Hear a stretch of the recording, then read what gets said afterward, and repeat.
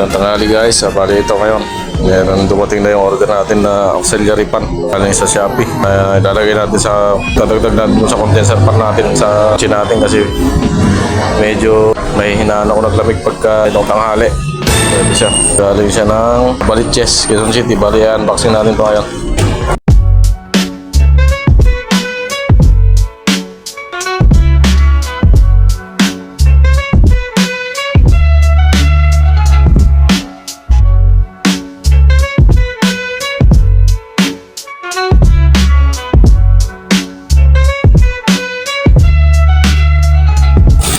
So guys, yung brand niya. So yan. Ito, titignan natin kung goods na yung kalat dito.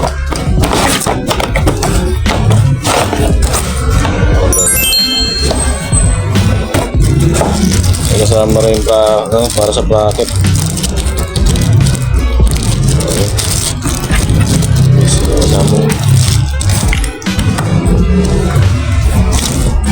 Update sa gagawin natin project na dagdag condenser pan. Ito nga pala yung ating kotse, Toyota Corolla Love Life 2-way engine. Yan siya.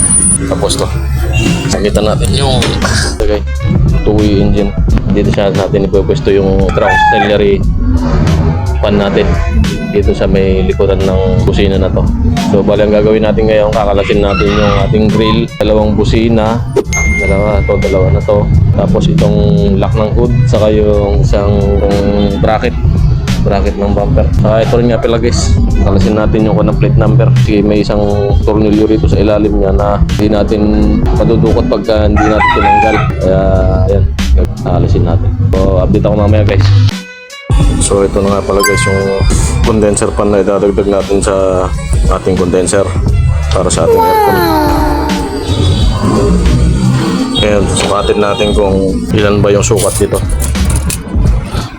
Ito guys, so parang pinakalabasan na sukat nito guys, kulang lang ng konti para mag 12 inches. So around sabihin mo ng 12 inches. Ayan ang laki ng housing nya. Tapos yung mismong, ayan, 10 inch yung fan mismo. So yan yung sukat nya. So update mga ka-DIY, ito nga pala yung fan na natin. Bali na isuot na natin dito sa pagpupwestuhan natin. Ayan siya. Ito.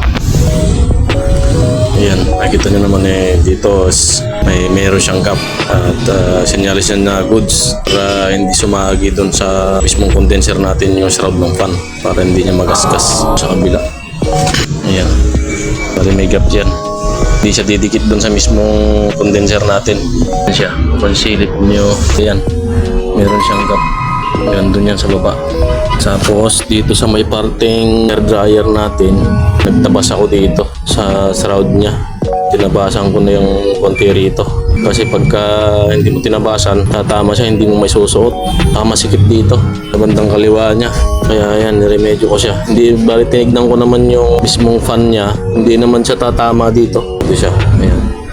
Ayan, may gap din yan. Ayan o. Bali ang mangyayari dito, siguro ang gagawin ko na lang dito kasi wala akong makitang maganda mapagpwesto ng bracket niya eh. Bahala na siguro kung titignan ko kung mababraketan to dito ng flat bar. Punta rito, dito natin itutornilyo. Dito. Doon, sa tornilyo rito. Yung magiging bracket niya dyan. Ito naman kabila, bali ito yung tornilyuan ng sa isang bracket ng busina natin.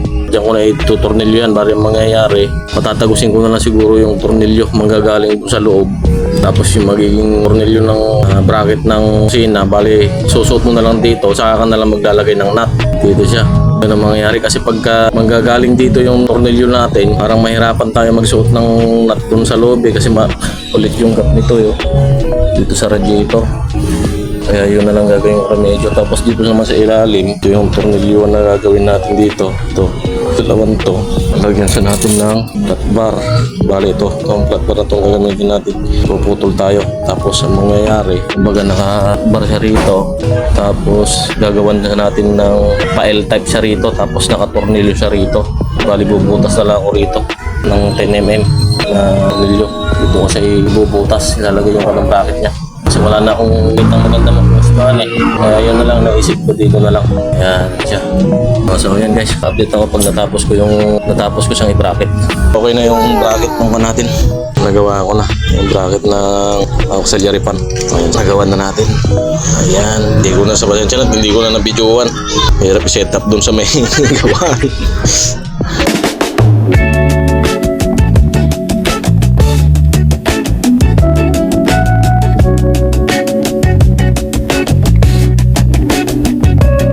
So ayan guys, update. Ito, naisalpak na natin. Medyo natagalan tayo ng konti. May mga konting pagbabago. Bali yung isang bracket kasi rito, sa may ilalim dito.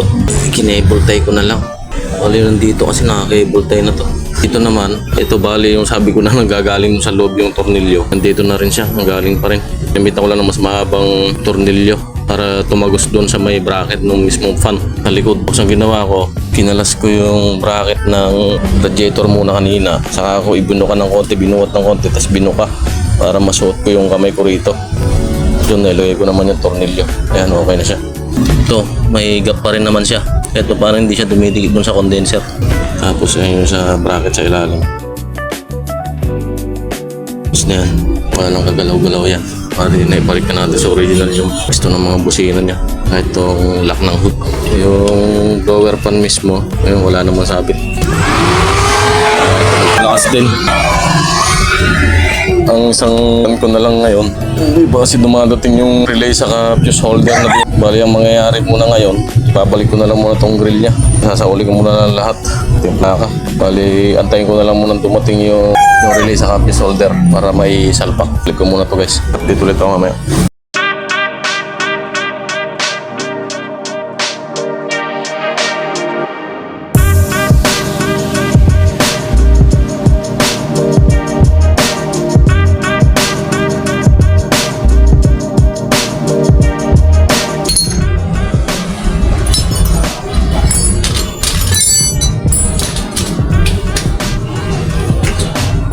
Okay na. Salpak ko na yan, linis ko na ako. Ligo na naman ako sa pawis.